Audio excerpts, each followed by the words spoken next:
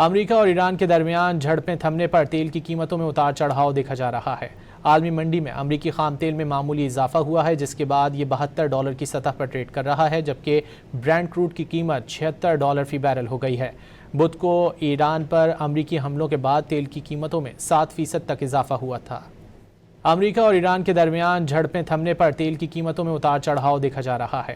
عالمی منڈی میں امریکی خام تیل میں معمولی اضافہ ہوا ہے، جس کے بعد یہ $72 کی سطح پر ٹریڈ کر رہا ہے، جبکہ برینٹ کروڈ کی قیمت $76 فی بیرل ہو گئی ہے۔